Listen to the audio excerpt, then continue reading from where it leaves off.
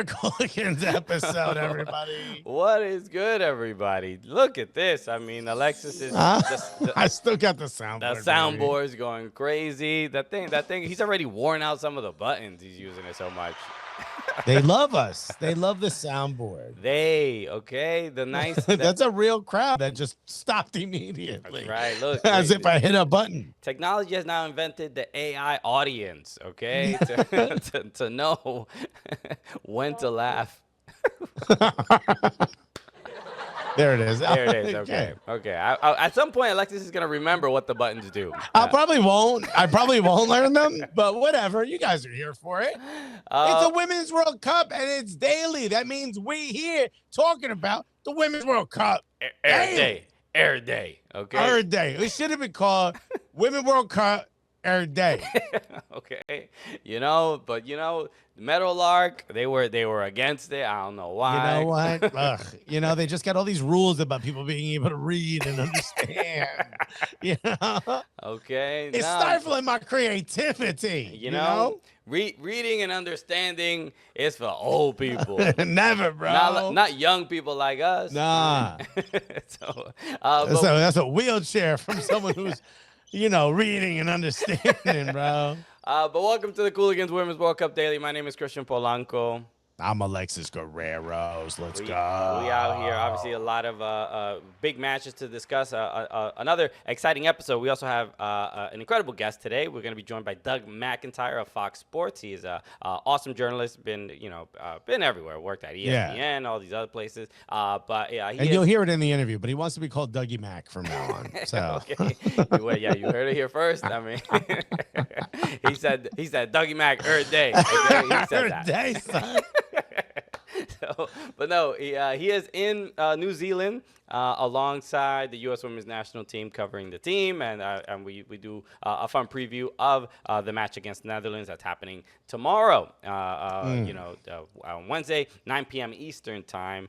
So that's going to be dope. So be on the lookout for that combo coming up shortly. When is someone going to get embedded with the Cooligans and cover the Cooligans on a daily basis? Damn, bro, we need like just a reality show camera crew following us at all times. Not really. It's just a camera waiting outside the bathroom for an hour. Like, how long is he gonna be in there? Damn, bro, that dude got hemorrhoids. I swear. Is this quote unquote content? I don't know. I mean, is he singing in there? just a nice slow-mo shot of the doorknob jiggling. You know what I mean? Like it's like, oh, is he? Is he the coming director's picking the third wall?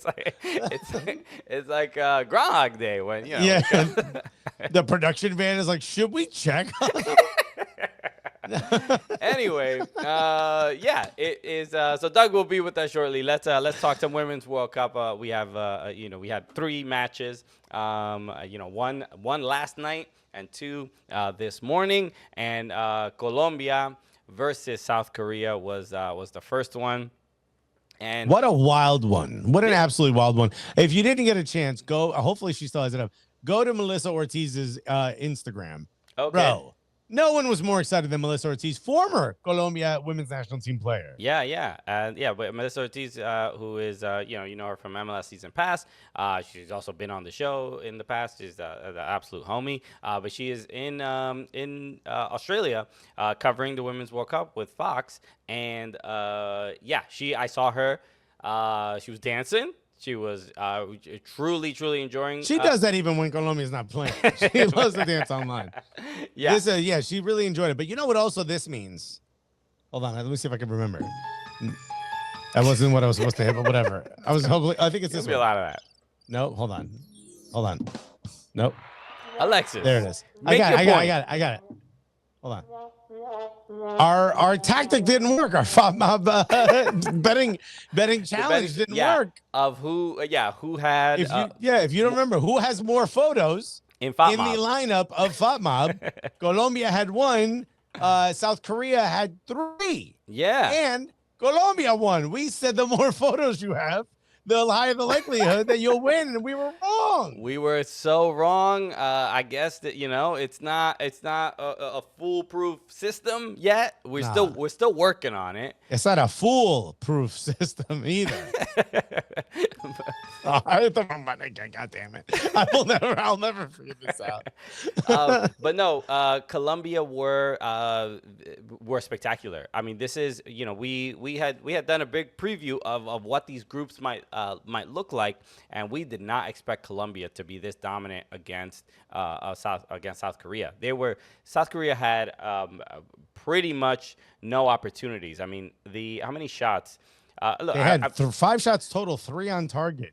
Yeah, now, and they had 43%, which isn't like an insane low number of possession. But to look over at Colombia's side is a story of dominance. 17 shots, 5 on target. That is incredible. Yeah. The obviously they got the penalty after a handball, but then the second goal, we have to talk about the second goal because Linda Caicedo of Real Madrid. She just got to move to Real Madrid. Yeah, she's 18, bro. Yeah, looking sharp, looking with like the confidence of like Alyssa Thompson on the U.S. Women's National Team. You know what I mean? Just yeah. A very technical winger. Fast. And that's why, I mean, she cut through about 2-3 defenders to get that opportunity. But the goalkeeper, we got to talk about the goalkeeper. She's also a big fan of Linda Caicedo. Because look, it's we got a howler on our hands, no pun intended, because the goalkeeper. Look, the shot. It possibly was going in. I could see it maybe hitting the crossbar, or maybe even bouncing in after hitting the cross. Like it was, the shot needed to be defended, but yeah. In fact, it shouldn't count as an own goal, and the reason it didn't is because it got deflected. No. You know what I mean, it got deflected. It was not an own goal. That's what I'm saying. It wasn't not going. Right. If it was not going in the goal, and it would have been directed, it would have been an own goal. But it could have been, because that's essentially how it trickled into the goal. Yeah. So Caicedo takes a shot. Goalkeeper jumps to what I think is try to catch the ball, and it had some pace on it, and I think she thought it was going to be a much easier stop than it actually was. And right. Yeah, it was it bounces off of her fingertips and slows the pace of the ball, and then bounces right inside the net. It looked, I mean, you hate to see it because they had just they gave up the penalty 9 minutes prior, right. and now 2-0 very quickly. But regardless of, look, it's a bummer of a goal, but South Korea was not winning this game. They were not getting. I mean, credit to Colombia. I've never seen a Colombian team play like this. Now, after seeing, we know the story about the pre-World Cup friendly, the closed-door friendly that Colombia had with. It got too sturdy. It got too sturdy, got too aggressive. The match had to be abandoned after 22 minutes. And now, after watching Colombia play, I'm like, I see where the. Oh, you think it's because Colombia was flexing on Ireland? No, they playing all this fancy back and forth. I don't know. There's been the way the narrative of that friendly was a little bit like, certain media was like using, these aggressive Latinas, blah blah blah. You know what I mean? Like they were kind of doing that. But after watching them play and how they just absolutely bossed South Korea, I think it was simply you need to get in the gym, bro. Like you can't keep up with us. We are too physically just overpowering, and South Korea they couldn't win barely any 50-50 balls, aerial duels, shielding the ball, the striker, Mayra Ramirez. So far, I think one of my favorite players of the tournament, just imposing. No, the defenders could not even try to get around her, try to get the ball, whatever. She had a fantastic game. I didn't hear about this, that this is how it was framed, the fiery Latinas. Because, the Irish have always been known as a docile group of people. Very friendly folk. We all know this. Yeah, no. never the image of a bare knuckle boxer we all have in our head at all. Right. Yeah. So right, what is it? The Notre Dame reading Irish? What is there? What is the team? Yes, name? the Notre Dame. Yeah. Adjust my glasses. Right. The librarian Irish. What is wrong with all of you? So not to say it wasn't Colombia's fault either. Right. Just no blame on one of these. It's just they definitely the narrative I was seeing was a little bit like not victimized kind of a thing, but definitely like we were just out here to play soccer, Right. These peaceful white women were being, the evil Spanish catalyst. The angelic. Yeah. Goddamn parabens out here. It was so wild. So, no, it's looking like Colombia, if they can continue this, obviously they are in the group with Germany. And Morocco, it's a tough group. They're getting out of this group. They're getting out of the group unless Morocco has a shocking win over Germany, or I should say over South Korea. Actually, not even then. Colombia has to beat Germany by a lot, and Morocco has to beat South Korea by a lot. Right. Yeah. That's the only way they don't get out of the group. It doesn't look like. And Colombia has to lose. Right. Yeah. So it's by a lot, which because they play Germany next. It's pretty remarkable. Yeah, they very, very impressive. I did not expect this from Colombia at all. Is Colombia now your dark horse? Dark horse to what? Whoa, what am I writing a story about the fight? No, your dark horse in this competition, because you didn't necessarily think Colombia would be this good so far. And they're not one of the top 4 names that you keep hearing of nations. So are they now your out of nowhere, maybe can go pretty far in this group, or in the competition? I mean, out of every country I've seen play so far, this has been the biggest surprise. It just feels. If Jamaica could have gotten that win against France, I'd say they were. Okay. But this feels like a bit of a surprise, a high level of talent, and pieces where you're like, oh, okay, you can contribute more than just beating up on a minnow nation. Right. Yeah. So, it feels like they, could they win if they get out of the group, could they win a knockout game depending on who they play? Oof. I don't think it's crazy. But yeah, that's how impressive I thought they were. They were really, really good. So all right, and they made South Korea look bad, but the Philippines, bro. That's what we gotta. Bro, we don't have one of those. Do we have anything? I mean, that's the wrong button. There's nothing like woo. The Philippines. There we go. Philippines defeats New Zealand. And they are they're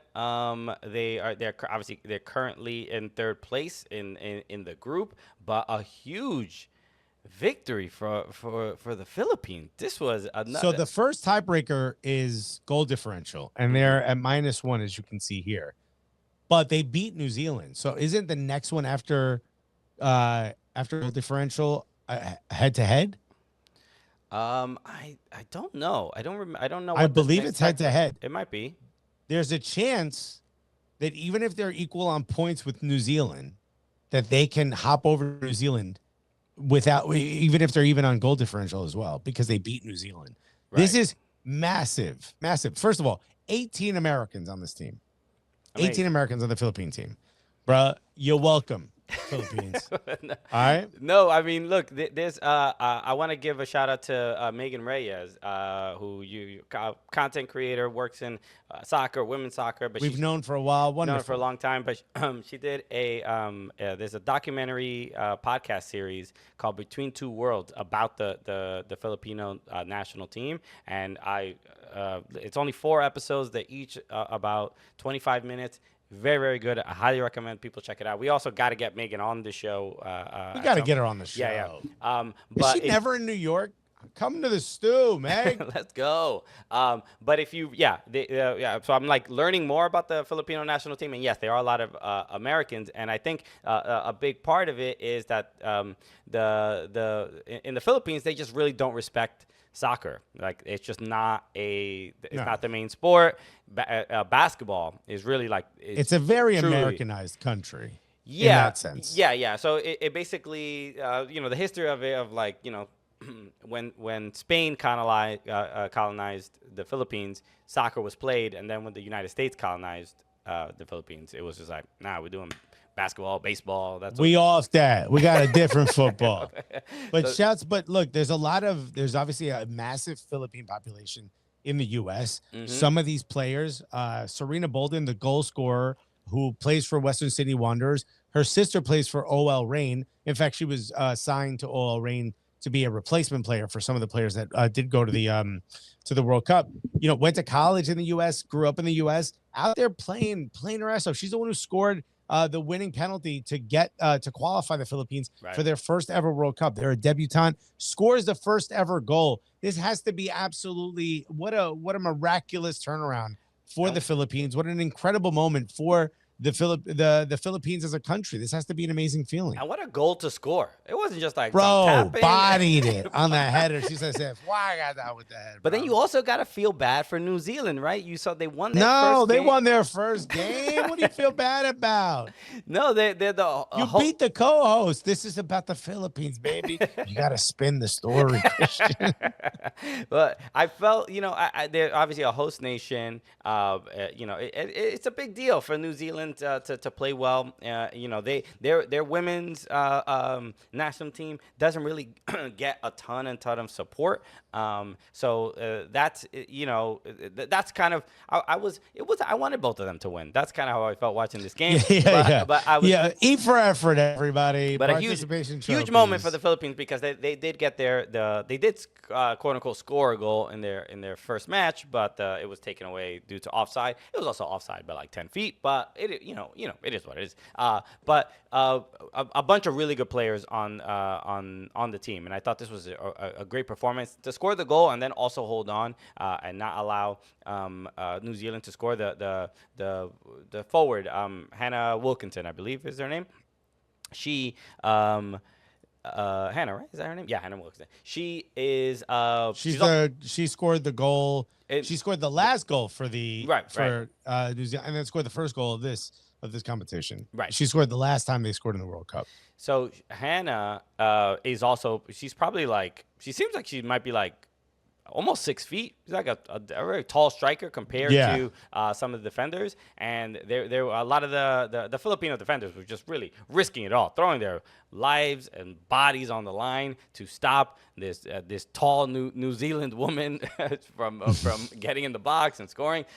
So really, really impressive stuff, and huge win. I know there's a lot of Filipino friends I have that are just so excited and proud. So a great moment. Happy for the Filipino homies. And then the last thing before we talk to Doug is about Switzerland and Norway. And really, this was a 0-0 draw, not too exciting, but this is now. Do you have the group to pull up? Because this is squeaky bum time for Norway. One of the nations that we talked about glowingly. Mm-hmm. They're now in last place with only 1 point, and as you were probably about to mention, Ada Hatterberg, gets pulled out moments before the game. Gets pulled out because of a groin injury.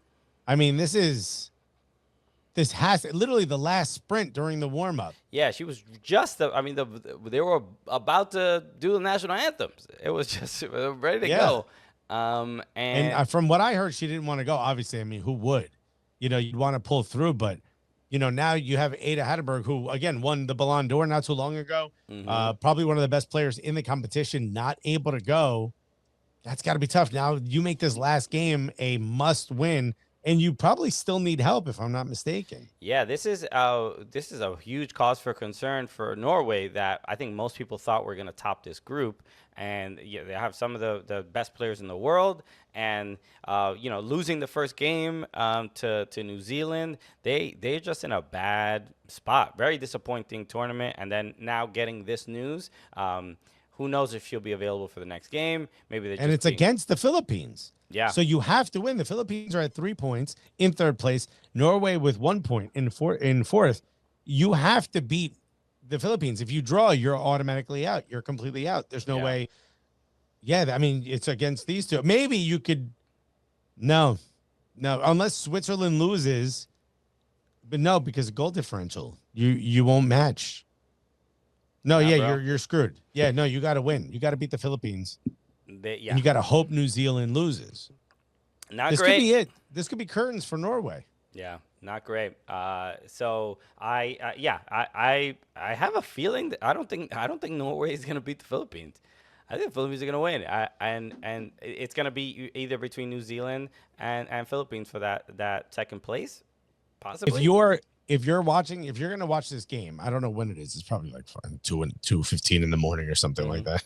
I mean, you know how these games have been. But if you are going to watch this game, when does it happen? When does the Norway Philippines game? Oh, it happens on Sunday. It's a 3 a.m. game on Sunday. If you're on the East Coast, probably midnight if you're in California. If you're going to watch this game, the player I would say to watch is Jacqueline Sawicki. She plays essentially the number 10 role, but obviously you have to defend a lot more when you're in the Philippines.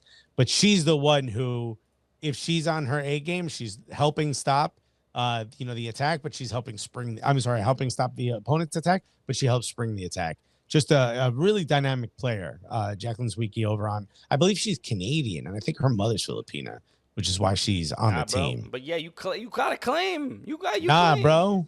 You Filipino right now, bro. You getting free Jollibee for life, bro. That's the one of the things from Megan Reyes's podcast of like the football federation in the Philippines made a conscious effort of like, yo, we're going through Facebook profiles. You got a cousin, bro. You any way connected to Filipinos? If you know what Bonseat is, you on the team, dog. You one of us. Yo, if you know what Bon de Sal is, yo, get into camp, my G. Let's figure this out, okay? So it's it's great to see, and you love to that again because there's obviously more nations involved in the Women's Are you related World Cup. to a Jabberwocky? Get your ass. I heard them dudes are all Filipino. That's what I said. Yo, bro. If your cousin danced with Shaq, get in here. Let's at least try you out. Is all I'm saying. That is fair.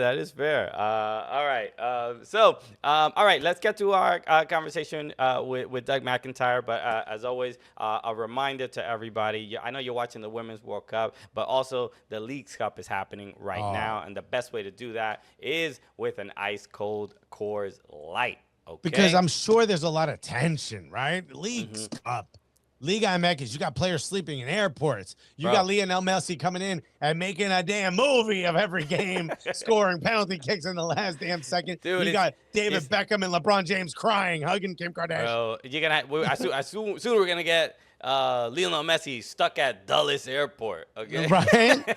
On the phone with someone saying, "I've got a specific set of skills, and it's to chill because I drink cold, crisp." Coors Light. Oh my God! I got a specific set of chill. Let's go.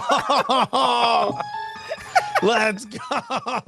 So this summer, stay passionate and stay refreshed with an ice cold Coors Light, the official beer of Leagues Cup 2023. Get Coors Light delivered straight to your door with Drizzly or Instacart by going to CoorsLight.com/Cooligans. That's CoorsLight.com/Cooligans. Celebrate responsibly. Coors Brewing Company, Golden, Colorado. That crowd goes wild. Crowd goes crazy. All right. So here it is. We're chatting with Doug McIntyre. He is currently in New Zealand, in Auckland, and we can preview the U.S. Women's National Team against the Netherlands. So here's my combo with Doug. Absolutely thrilled to be joined by our next guest. This man is currently in New Zealand following the U.S. women's national team, covering the Women's World Cup. He is a man who I feel like we've been following each other on Twitter for years, but I think you may have met Alexis. I think maybe one time. We've never crossed paths, so I'm excited to actually look at you face to face and talk to you over my webcam. We are joined by Doug McIntyre of Fox Sports. Doug, how are you doing, man? I'm doing good, Christian. Thanks for having me, man. Big fan of you guys too. So, real pleasure to be here with you today. No, absolutely honored. Thanks for taking the time. I know you're currently in New Zealand. Where in New Zealand are you right now? Yeah, so I'm in Auckland. It's the biggest city in New Zealand. It's where the U.S. had its first game against Vietnam. Their third game here against Portugal will be here, and I'll be going down to Wellington for the big one, the rematch of the 2019 World Cup final against the Netherlands. Game a lot of people are calling a must-win for the U.S. team. So, I'll be in New Zealand all through the group stage. Great country. It's winter here. I'm talking to you from the future. We're 16 hours ahead. So we're recording this Monday afternoon your time. It's Tuesday morning here. So, if I get the days wrong, forgive me. I'm still trying to get my head around it. But I've been here about a week. Yeah, this is like a soccer episode of Quantum Leap. If you remember that show. Yeah. Remember that show. Okay, good. All right, so let's start with the game against Vietnam, especially you being there and witnessing that game in person. For us, our analysis of it, as far as two stand-up comedians can offer, is essentially 3-0. Almost felt like a loss. It felt like we wanted, for the lack of a better term, we wanted blood. We wanted another Thailand. We wanted to destroy, to show our complete power and influence over the World Cup, and we didn't really get that. What did the team and the players and coaching staff feel about that game? Yeah, I think what sums it up, Christian, is Alex Morgan in the mix zone after when she came through. She was mad. She was mad, and like as much as they were happy that they won the game, they knew they left goals on the table. They know that goal difference might come into determining who wins the group. Obviously, the Netherlands, like I mentioned in the intro, are in the group, so it's really going to come down to those two teams that which one finishes first. So yeah, as happy as they were that they got a shutout when Vietnam did not even attempt a shot on goal. They basically parked the bus from the beginning. They had no interest in doing anything but damage control. And for the most part, they did that. But, the U.S., I think they had 28 shots. And some of them were off target. Some of them, they knew they could have taken the chances. And I was at that game in France, the World Cup opener in 2019 when they beat Thailand 13-0. And it was similar in some ways, except that in that match, the U.S. scored every time they got a chance. It's like they didn't miss anything. So I think they know they left some goals on the table. I wouldn't go as far as to say they feel like it was a loss. They got the 3 points. It's not how, it's how many when you get to a World Cup. But they know they could have been better in that game. So there was a little bit of disappointment from them too. Like I said, you could tell Alex Morgan, who missed the penalty, she spoke to us after, and you could tell she was a little bit pissed. So I think that's probably a good sign going into this next match, which is going to determine the group. It's almost like a final within the group stage. Right, Netherlands better. Watch out. You don't. It's rare to get a U.S. women's national team with a chip on their shoulder, right? they have reasons to let out some frustration against the Netherlands. So this upcoming game on Wednesday, it's going to be, I know it's at 9 p.m. Eastern time. I know Fox is they have a 2-hour pre-game, so it's going to be pretty intense. Is there anything? I know you also been following the Netherlands team as well. Is there any? Is this? Are they talking about this rematch of the 2019 World Cup final? Like, what is their mindset? How do you think they're preparing for this game? The Netherlands, I haven't spoken to their players. We saw them play against Portugal in their opener. Only a 1-0 win for them, but pretty straightforward win. Portugal didn't manage a shot until I think the 82nd minute. But I think the U.S. team is expecting to get the best version of the Dutch in that game. There's, it's a different team to some degree, completely different coaching staff, but they remember that final. Everyone in their country remembers that final. We know that the Netherlands on the men's side has been to a bunch of World Cup finals and they haven't won it. So it's 4 in total between the men and the women. And yeah, they want, I'm sure they want revenge. They want to finish first in the group. And the U.S. team knows that. They know that they're going to get the best game from the Dutch, and they're not going to be able to squander those chances. And yeah, I mean, I think, to your point, like, the first game's out of the way. Vietnam, an opponent that the U.S. team had never played before. They knew they were going to win that game. I think everyone knew they were going to win that game, including the Vietnamese, and it was just a matter of how many goals they scored. But this is the one that they've had circled on the calendar since the draw came out. Both teams, really. And, this is a real game. Like this, the Dutch are, they're going to play defensively, but they're also gonna play soccer. They're gonna come out. They're gonna try to attack. So yeah. I think it's gonna be a really entertaining game, and I think both teams are gonna be at their best. You could tell that the U.S. players, like, this is the one they're looking forward to. It's not that often that they get to test themselves against the best teams in the world in meaningful competition, and this is certainly that. So we're gonna find out a lot about both teams on Wednesday night. What did you think of the lineup against Vietnam? Alexis and I spoke about this a little bit, and it felt like, obviously Rose Lavelle coming off the bench, and that is obvious. She's not maybe fully 90 minutes fit, but she looked pretty sharp when she got there. I remember seeing tweets in the lead up to the first match where the U.S. Soccer was posting pictures of Rose Lavelle training, and the comments were essentially like, hey, can you please post a video of Rose kicking a ball holding today's newspaper, which was such a great, because everybody wanted to make sure she's okay. But given that the lineup seemed a little unorthodox, is the lineup against Vietnam, how many of those players you think will also start against Netherlands? Because to me, it felt like a little bit of a weaker lineup. Yeah, it's funny. Squad rotation is definitely important in a tournament. In 2019, so the U.S., they had that 13-0. They put out their best lineup in the first game. Second game was against Chile, and the coach at the time, Jill Ellis, I think she started like 10 different players, or at least 9. Alyssa Nair in goal, and I think there might have been one other player that started both games. Because of the makeup of this group, a little bit different, because the most important game, again, is the second game. So you want to put out your best lineup in the first match, but you also have to have an eye on that second game. And I think that's what current U.S. coach Vlatko Andonovski did. To answer your question, I think we're going to see the exact same lineup with that one exception, Rose Lavelle, who scored in that final in 2019, the back-breaking second goal that essentially sealed the World Cup win, the second consecutive World Cup win for the U.S. So I think, again, when Rose Lavelle went down with the knee injury in April, the idea all along was to make sure she was ready to come back to start in that Netherlands game. She's a unique player in the U.S. Player pool. We know how creative she is, and I think having her on the field from the start will go a long way to unlocking the defenses. She's so creative. She's a playmaker. She can score. She can set up goals. So I fully expect her to start. Spoke to her after the game. She said she told Vlatko she's capable of whatever assignment he wants from her. She can start. She can come off the bench.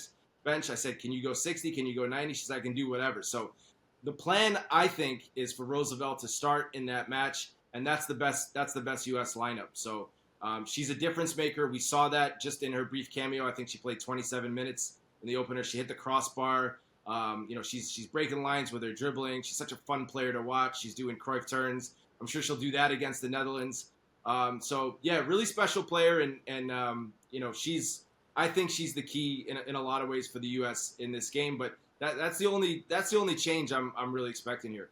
Yeah, it's I don't want to necessarily make this exact comparison, but when when Sergio Busquets was announced that he was gonna go to Inter Miami, my first thought was like, oh man, Busquets. I mean, he's over the hill. What's he gonna really do? You know, he's not gonna go box to box or whatever. And then when I saw him play in the game against Cruz Azul, I'm like, oh my God, this is the exact thing Inter Miami needed to unlock some of these defenses. And that's how I feel about Rose Lavelle, where it's just, you know, I went from being, you know, one of the first big interviews that we ever had on our show was when Rose Lavelle came to our studio in like 2008, and right in early 2019, before the World Cup roster was announced. And I always have this thing where whenever I meet an actual player, all of a sudden I have like this emotional investment in their career and their well-being. And Rose Lavelle was like, this is my daughter who is playing at the World Cup. I hope she's okay. So she went from, you know, I was so terrified and worried about her injury, and then she's doing Cruyff turns against the Vietnamese. I'm like, okay, I guess Rose is okay. Why were they being so tight-lipped about like her injury? Maybe they seemed like a tactic almost against the other nations. Yeah, totally. I mean, she came out. She's like, I'm fine. Like, there's nothing, no problems at all. Like, there's nothing wrong with me. I think they did bubble wrap her. Honestly, I think that was, but because she is so important. I mean, she's a one-off. She's a great personality, as you know. Her teammates love her. You know, she's funny. She's, you know, she keeps the team loose. And she's such a great player. Again, she's, you know, there's no one else like her. There's no one else that can do what she can do. So I really think she's the key to this. And yeah, I expect her to be starting going forward from here. Okay, yeah. I mean, I don't see a route that we win the World Cup without Rose Lavelle being there and obviously playing at the top of her level. As far as your time in New Zealand, have you been in New Zealand before? What's it like? Because my perception is, you know, Lord of the Rings and just a lot of grass. But what's it like being there and going through what's the World Cup experience like in New Zealand? Yeah, I've never been here before. Never been to Oceania. Never been to Australia. So new experience for me. It's amazing. Auckland's a big city, so I'm right downtown. It's about 1.5 million people. Beautiful city. Great people. Great food. Like I said, it's winter here. So it's a little cold, a little drizzly, which is fine because we know how hot it is back home. So a little bit of a welcome reprieve from that. Great soccer weather. So like we've seen, I don't know about you, but I love watching games in the rain where tackles are flying in, players are muddy and you can run all day in that kind of weather. So I think from an entertainment point of view, it's great. I was at New Zealand's opening match of the World Cup. They played Norway without a Hegerberg back in the fold. Almost a sold-out stadium, a 50,000 capacity stadium at Eden Park, which is the home of the All Blacks. Of course, the magnificent rugby team, standard bearer in that sport, like very much the women's national team of rugby. So the locals were super excited. The highest crowd, the largest crowd that New Zealand's women's national team, the Football Ferns, had ever drawn was 12,000 fans, and that came earlier this year in January in a friendly against the U.S. team. So they quadrupled that total basically, and those fans were into it. And it was the 22nd game all time that New Zealand's national teams, men's or women's, had ever played in a World Cup. They'd never won a game going in. The first 21 they didn't win. So they come out, they win that game. They scored the first goal, and the roof went off the place. It meant so much to the country to get that win. It was a nail biter. They missed the penalty at the end, so the last few minutes were tight. But a 1-0 victory for them. And to be there and witness history and see what it means to the people here. I mean, it's very similar to the U.S. in that, in Australia and New Zealand, soccer is not the number one sport here. There's rugby, there's cricket, Australian rules football. A couple different types of Australian rules football, from what I understand. Definitely not an expert on that. But you can see, history being made before you where, a lot like the World Cup way back in 1994 in the U.S., where this is a seminal moment for the sport here in both of these countries. And I haven't been to Australia yet, so I can't speak to what's going on there. But I think, similar things. So it's fun to see the locals embracing soccer, getting behind their national team. And New Zealand's captain, Ali Riley, who's actually born in Los Angeles. She's a Kiwi, but she's American as well. She said, that's great we won the first game, but we really have to build on that and make sure we win the next one too, so that momentum keeps going. So Really fun to see, and I'm fascinated to see where it goes from here. Yeah, I mean that photo of Ali Riley hugging her mom is like I think gonna be. I mean that should be on a billboard. That should be that should be a mural because it's such an iconic photo. So no, amazing to see. Well, Doug, this has been awesome, man. Oh, actually, I have just one last question. So the one thing I wanted, any comparisons between the 2019 World Cup and the 2023 World Cup, because the one thing I've been seeing some I forgot who, there was some journalist or somebody that was talking about that there's the pageantries, like, or not even the commodities, there's like more merch, there's more things are more available. I've been hearing that FIFA has been more, I don't know, just responsible with making sure that fans have things that are accessible to them as far as fanfare and scars and things like that. Have you sort of seen from a commerce perspective that it feels like maybe a men's World Cup? Yeah, it's a good question. I've noticed a few more merch stands around the stadium. Some of my colleagues have pointed that out. So I was in Paris for the Women's World Cup. I was all around France, but the U.S. played twice in Paris, if my memory serves me correctly. They had a game in the group stage against Chile, and then that amazing quarterfinal against the hosts at Parc des Princes was sold out, and that was one of the best atmospheres I've ever seen, at any World Cup, men's or women's. But Paris is a big city. There's a lot going on. France is an interesting country where it's not like if you compare it to England, right? Like the game in England is religion. And it's not that way in France, right? They have a lot of other cool things that they like to do. They like to play it cool as a culture anyway. So cheese, if you're walking around cheese Paris, is their religion. You know what I mean?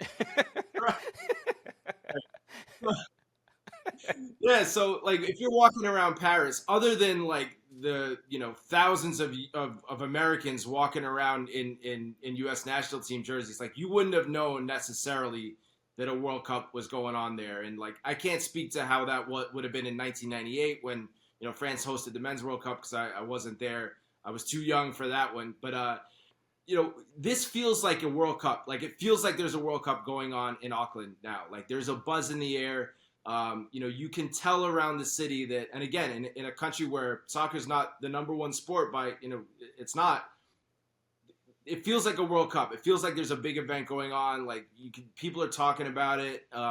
People are excited. So I think that's, for me so far, the biggest difference. And I'm sure that's what I'll find when I go to Australia.